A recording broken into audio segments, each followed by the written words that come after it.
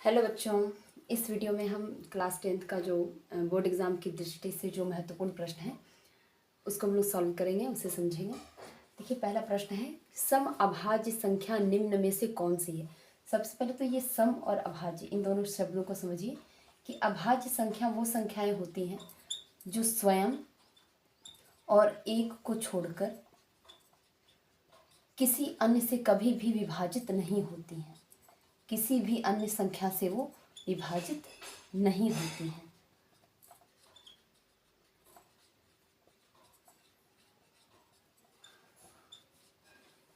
जैसे कि एग्जाम्पल में ले लीजिए 2, 3, 5, 7, 9, 11, ये सब जो संख्या है इन्फिनिटी तक जाती हैं।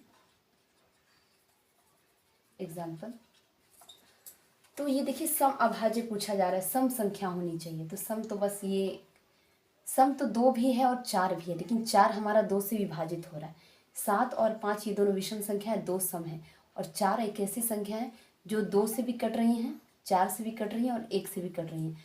तो स्वयं और 1 को छोड़कर वो 2 से कट रही हैं। ठीक है, तो 4 नहीं होगा, इसका आंसर होगा सी। चलिए देखिए बच्चों, दूसरा भी देखते हैं। किसी गोले की त्रिज्या यदि 3 गुनी हो। देखिए बच्चों, किसी गोले की त्रिज्या यदि 3 गुनी हो जाए तो आयतन क्या होगा। तो पहले हम क्या करते हैं, गोले की त्रिज्या हम कॉमन से आर रखते हैं। ठीक है, माना कि गोले की जो त्रिज्या है, गोला है, एक स्फेयर है,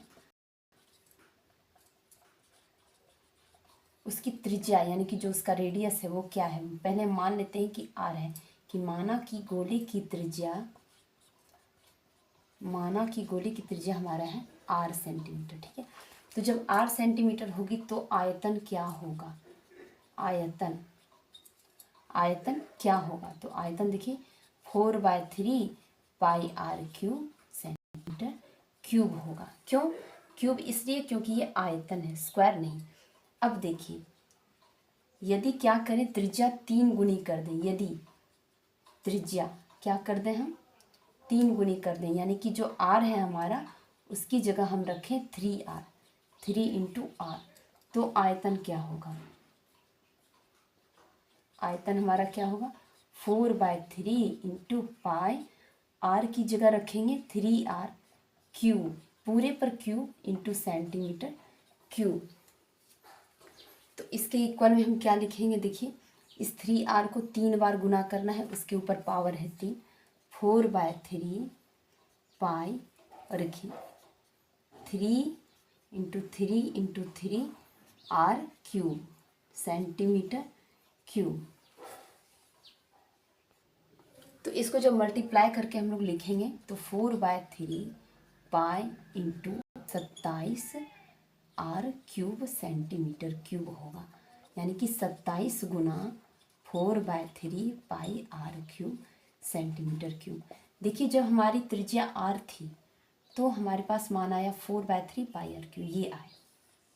और जब हमने त्रिज्या को कर दिया 3 गुना, 3 इंटू आर कर दिया, तो आया हमारे पास 27 इंटू ये जो पूरा आयतन हमारा पहले वाला आया था वो। तो ये कितने गुने हो जाएगा, तो आयतन क्या होगा, तो इसका उत्तर होगा कि आयतन 27 गुना हो जाएगा।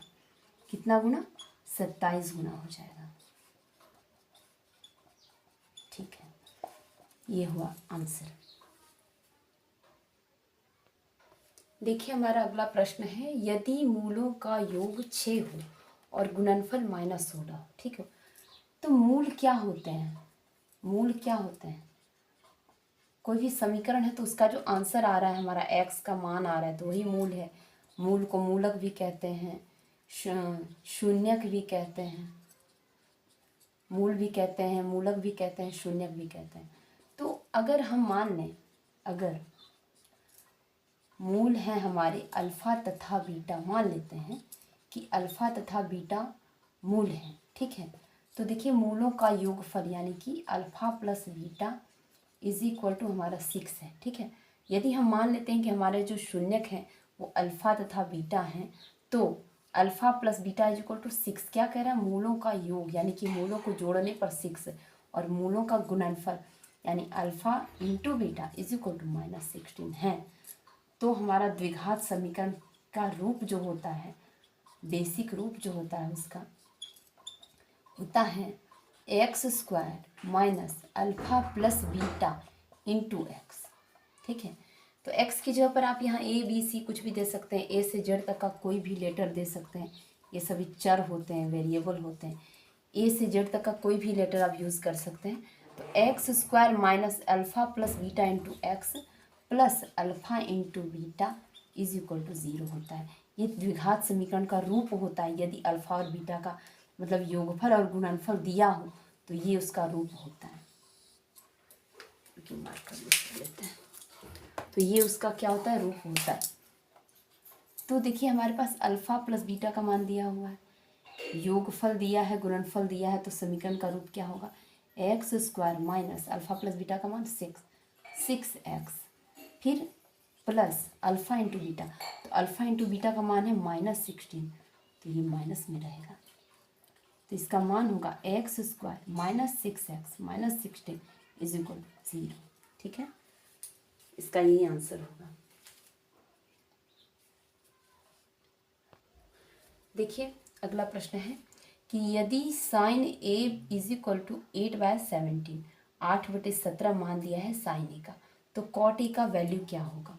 आप सभी जानते हैं कि sine A is equal to होता है लंब बटे कर्ण, लंब बटे कर्ण यानी p/h।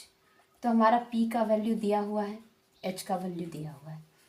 तो एक समकोण त्रिभुज में क्या क्या होता है, 3 चीज़ें ही तो होती हैं, p b तथा h, p b तथा h। ये p होता है, ये b होता है, ये h होता है।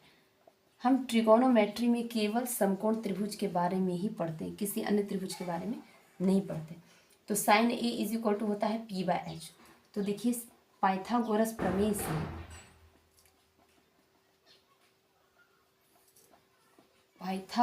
प्रमेय से h square is equal to p square plus b square, यानी कि कर्ण स्क्वायर, कर्ण का वर्ग अन्य दो भुजाओं के वर्गों के योग के बराबर होता है।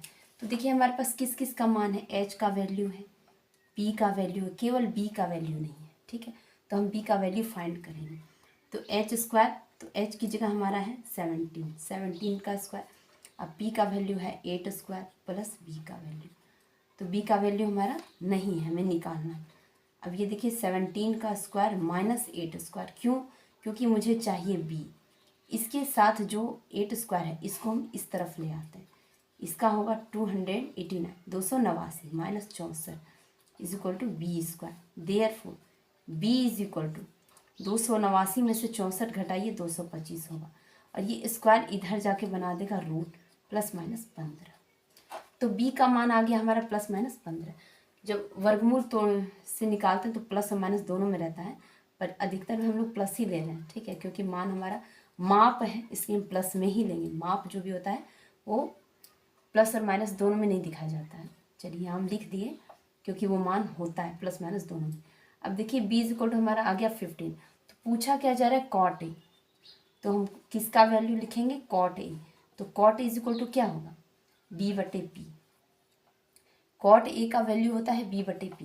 अब देखिए b का वैल्यू हमारा आ गया 15 और p का वैल्यू हमारा है 8, ये होगा इसका आंसर। कॉट ए का वैल्यू 15/8। देखिए बच्चों, इसमें प्रश्न है 5 नंबर का हमारा कि त्रिभुज ABC तथा त्रिभुज BD ये दोनों समबाहु त्रिभुज है। समबाहु त्रिभुज क्या होते हैं, तीनों भुजाएं समान, तीनों कोण समान, और क्या है DBC का मध्य बिंदु है। तो सबसे पहले एक हम समबाहु त्रिभुज बनाएंगे,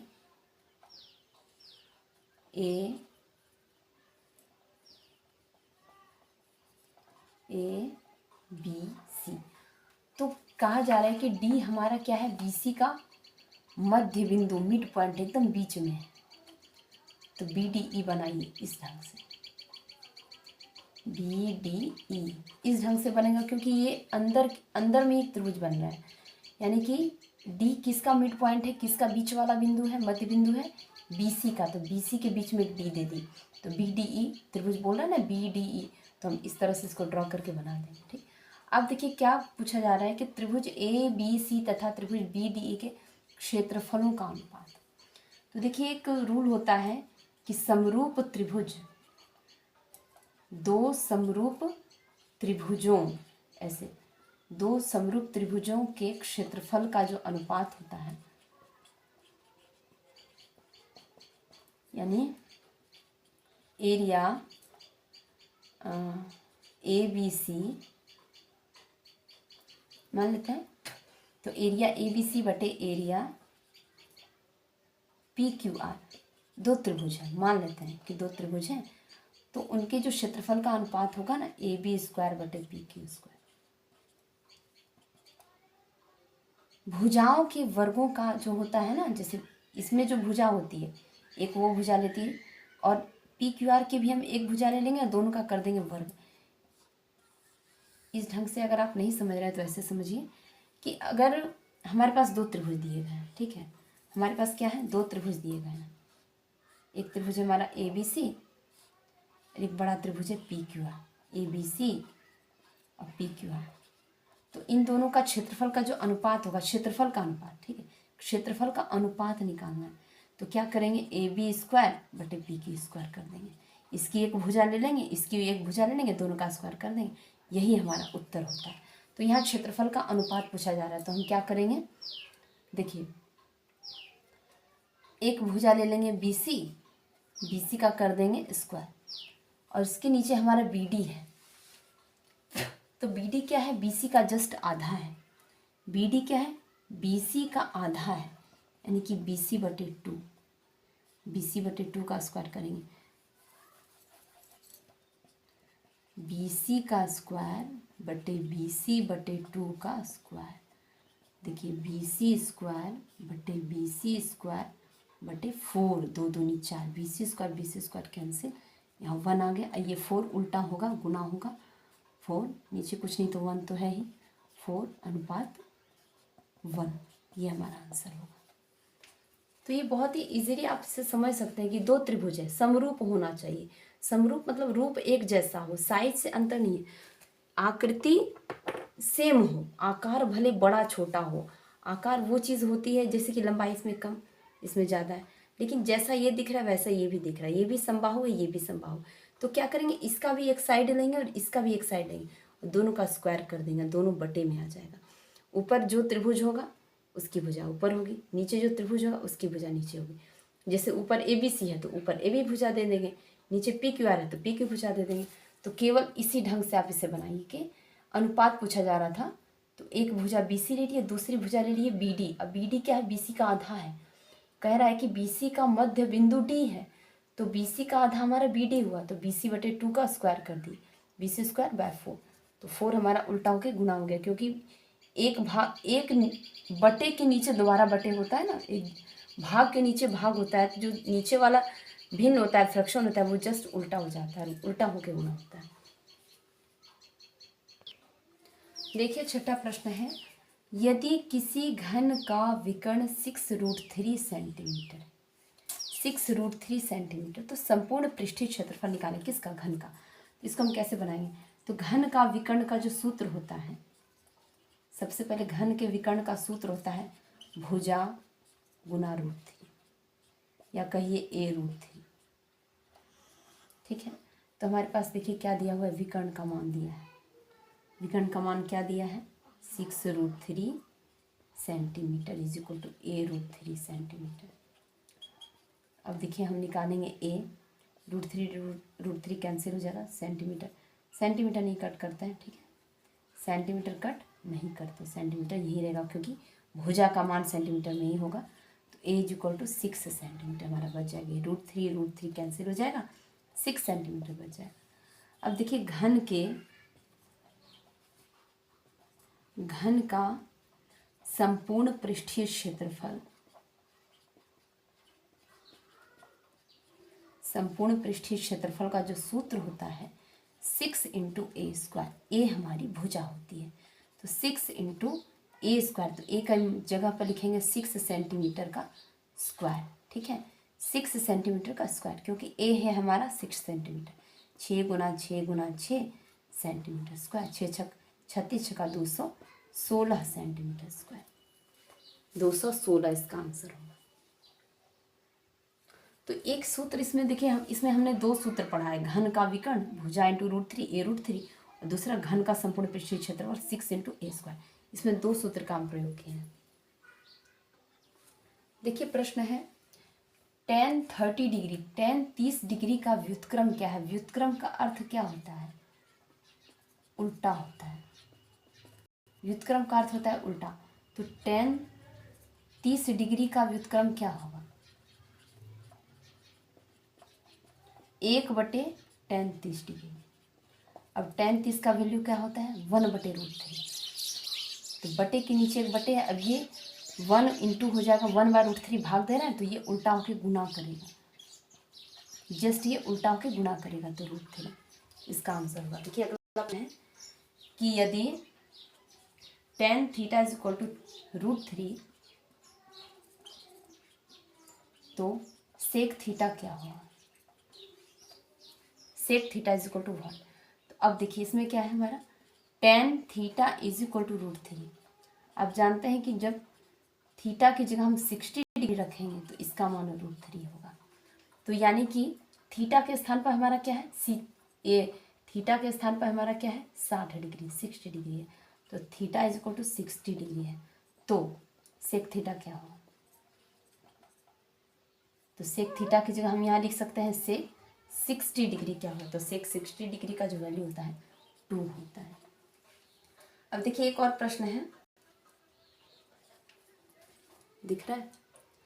तो ये कैसे हुआ, tan जो हमारा थीटा है, tan theta is equal to √3। तो tan 60 जब रखेंगे तो √3 आ जाएगा। तो यानी थीटा का वैल्यू हमारा है 60 डिग्री।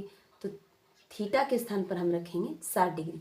सेक थीटा है तो इसलिए हम यहाँ लिखेंगे सेक 60 डिग्री, और सेक 60 डिग्री का वैल्यू 2 होता है। देखिए अगला प्रश्न है हमारा कि tan 49 डिग्री, उसके नीचे cot 41 डिग्री, इसका वैल्यू क्या होगा? इसका मान क्या होगा पूछा जा रहा है। तो देखिए tan 49 degree by cot 41 degree, आप चाहें तो ऊपर वाले tan को cot बना सकते हैं या नीचे वाले cot को tan बना सकते हैं। तो एक काम करते हैं, ऊपर tan है तो नीचे वाले को भी हम tan में ही बदल देते हैं। tan 49 डिग्री नीचे होगा, cot की जगह tan जब हम लिखेंगे तो इस cot के साथ जो वैल्यू है वो जाके 90 डिग्री में घट जाएगा। यदि इस cot को tan में परिवर्तित करते हैं, साइन को cos में और क्या बोलते हैं सेक को cosec में, उसी प्रकार से tan थीटा को यदि हम cot थीटा में बदलते हैं तो उसका जो वैल्यू होता है वो जाके 90 डिग्री में घट जाता है और ये cot tan बन जाता है। तो ये देखिए tan 49 डिग्री बाय, यहाँ भी हो जाएगा tan 49 डिग्री, ये कट जाएगा, इसका मान होगा 1।